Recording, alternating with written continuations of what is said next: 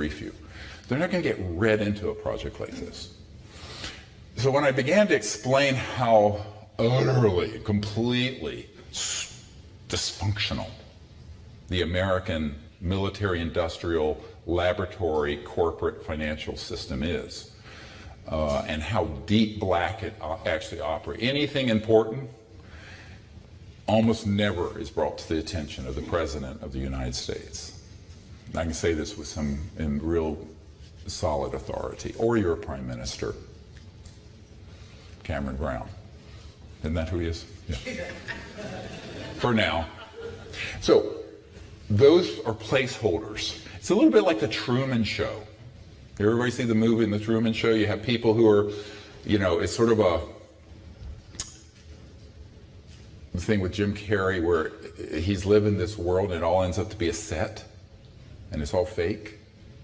I don't know. It's a great movie to look. It's a great, interesting parallel to this. And so the Truman Show is pretty much what our normal political system is, including most of the good people who are in your Ministry of Defense, intelligence community, politicians, etc. It's an extremely tightly compartmented operation. It's been very well funded. The other part to understand is nothing important of any strategic significance is above the surface of the earth. If it's above ground level, it's not really that important. It's fungible, replaceable. Everything critical is underground bases, all throughout the United States, Australia, Pine Gap, and also here in the UK. So anything that is critically important is not sitting above ground. You're not going to see it with a spy satellite, you're not going to see it from an aircraft, and access is multiple levels of entry. I've been in a couple places like this. So that's basically how it's managed. Super secret, illegally, and they tell the people they think they can manipulate. But they will tell certain people a little bit of information if they think they can manipulate them by giving them a little piece of it, usually a distorted piece. We had a president named Reagan, who put all this effort into the SDI, Star Wars initiative, which is really a cover story for putting platforms in space targeting interstellar vehicles, which is what we're doing. It really had nothing to do with brilliant pebbles. That was all just a cover story. The real money was going into interstellar targeting and tracking of these ET craft and shooting them down, which we've been doing for a very long time. And they told him just enough information in a xenophobic way, in a way that was scary, to get his cooperation with that project. And that's why at the UN, if you Google it, you'll see that Reagan said, wouldn't our job of creating world unity and peace be easier if we had a common alien threat to unite against? Very familiar theme. Douglas MacArthur in 1950s, his last address to the Congress, said World War III will be interplanetary. This has been planned since I was 1 year old. I just turned 60 in June. Still bench 410. Anyway, but I know, I'm very eccentric about my workouts. But that's the problem, is that this secrecy has to do with another whole issue, and that is creating the psychological propaganda and the juggernaut so that people will accept the cost of the next level of militarizing the planet.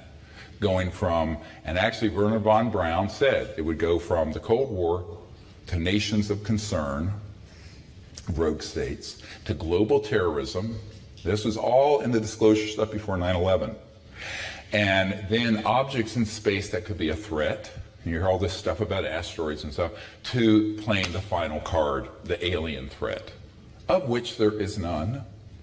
But it'd be great if people could be convinced there is, because they could support then, instead of $1 trillion a year coming into the military system, it could be $5 trillion or $6 trillion or $8 trillion, because the whole world, like the movie Independence Day, would unite. Let's kick alien butt. You see? It's jingoism of the worst kind of propaganda and brainwashing, which 99.9% of people who study the UFO subject have been completely infected with. And that creates its own problem, because ultimately, if you're going to have the public approach this subject in a way that's going to be helpful, it doesn't help to trade humans fighting with each other like murderous monkeys that we have for thousands of years to starting to fight within other planetary systems. This is not progress. So progress requires a more universal outlook based in the concepts of cosmic awareness and universal peace. It cannot break down into, oh, well, you know, yes, we're not alone in the universe, but by the way, there's some out here we need to be fighting. Why? Because if we do that, it's the end of the world, period. It really is. You're talking about weapon systems that are scalar electromagnetic systems that go beyond the speed of light. You know what a scalar is? Or longitudinal? Everybody know what this is? I'm going too far too fast? Well, a quick course in it. The light you see in this room has a wave component, right? And it's 186,000 miles per second is how it travels. A longitudinal scalar is not a wave, but longitudinal in a point, and it's at multiples of the speed of light. You weaponize that, you got something. And the United States has weaponized it. So that's the systems that they're using to track target interstellars as they come through the crossing point of light, step down from other dimensions into this dimension, hit it, boom, down they go. You hear of all these crash retrievals that have happened over the year, that's how they've happened. And I know exactly what the technologies are. I know men who've worked on the systems and operated them, much to their regret. And this then requires some people in governments and the grassroots to say, let's find a better way of making contact. Let's not recreate the mistakes of the last few thousand years, because a new era has opened, the hallmark of which is universal peace, not interstellar war. As great as that is for selling Hollywood movies, it's a very short future. Timeline, boom, stop. Right? Because we're not talking about these. You weaponize this kind of information and technology, it makes a hydrogen bomb look like a tinker toy.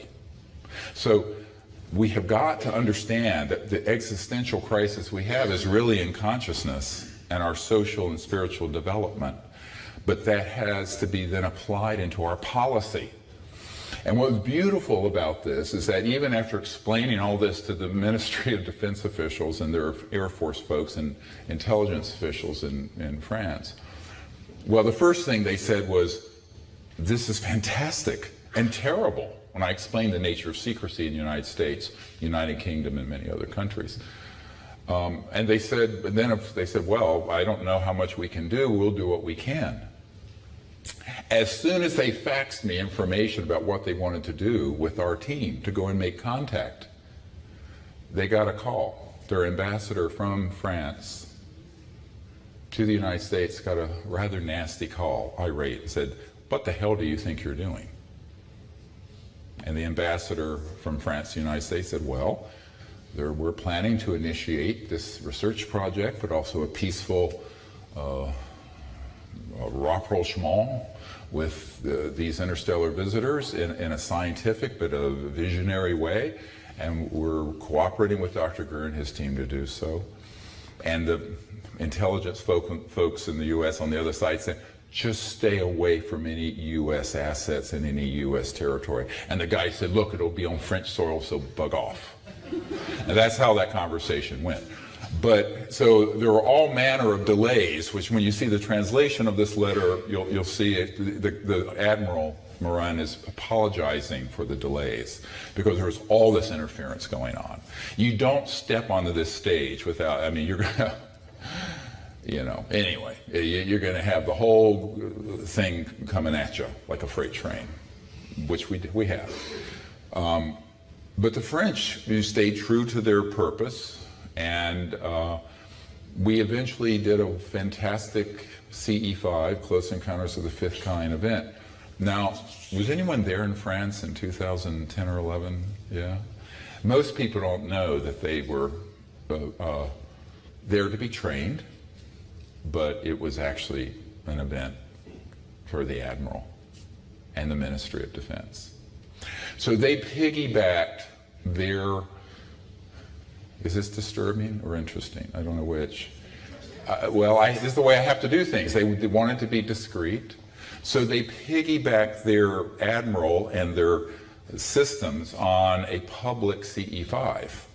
And of course they were there sitting in plaid shirts and looked like just regular Frenchmen. But the whole area, we were on a 2,200 acre estate, was cordoned off. And you'll see a photograph from a trans-dimensional ET vehicle that blipped in and blipped out very quickly there. But they tracked objects going over the site in excess of 200,000 kilometers an hour.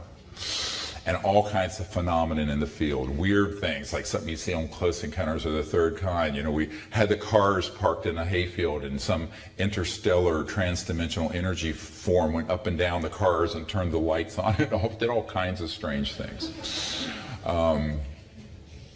So they were very, very pleased with that. And so then they've sort of gone on from there.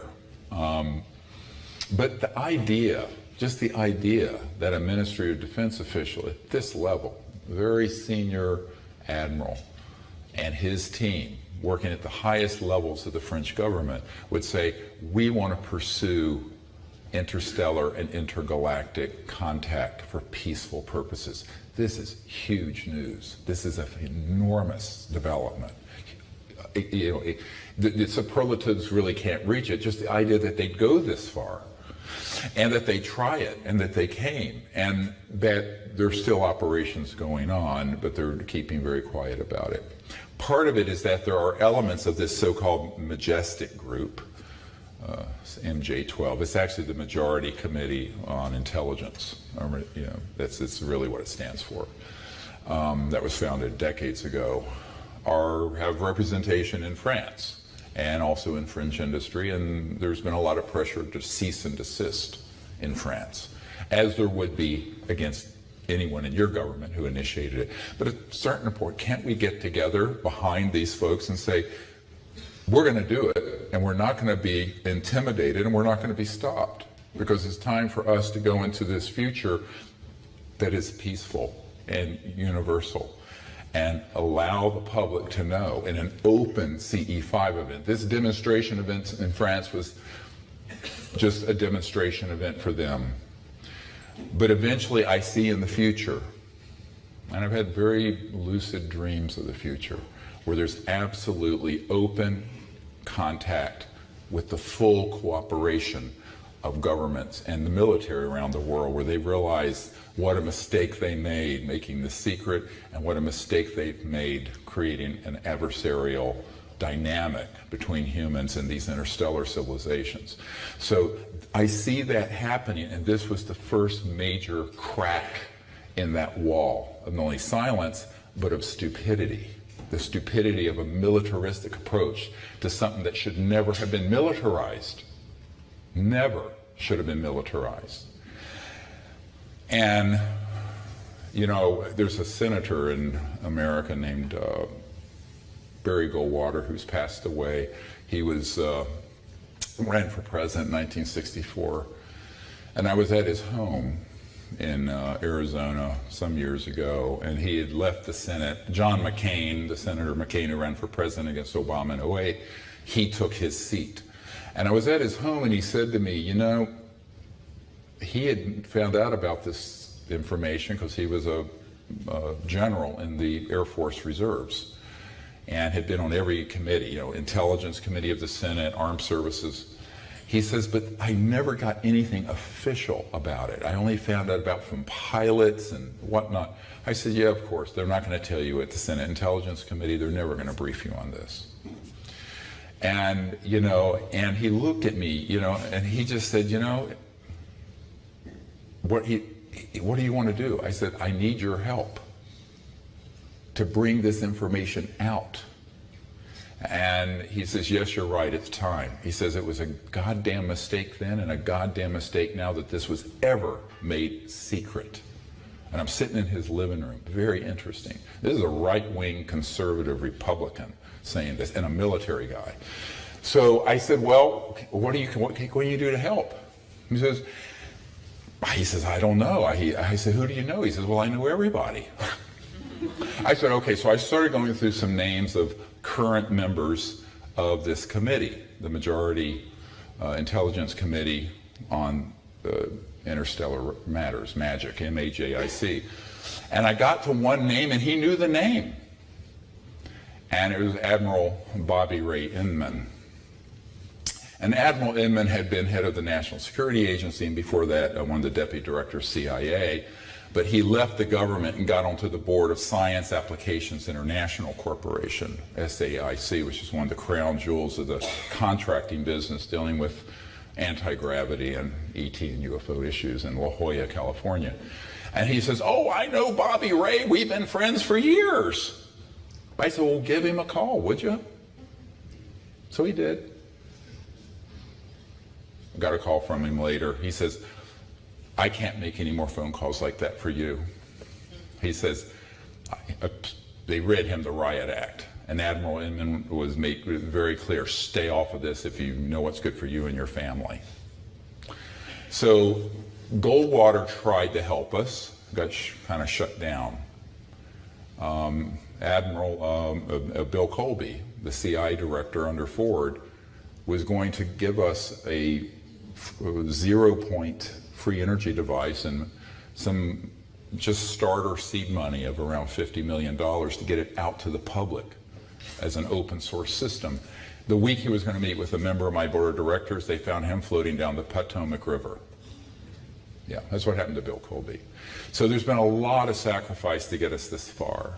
And so I think people have to understand that at a certain point, you've got to pull the folks together and have a mass movement to do it within government, but also with the public. And that's what we're working to do, to make contact, to effect disclosure, and to bring out these technologies, all three. You can't do one without the other.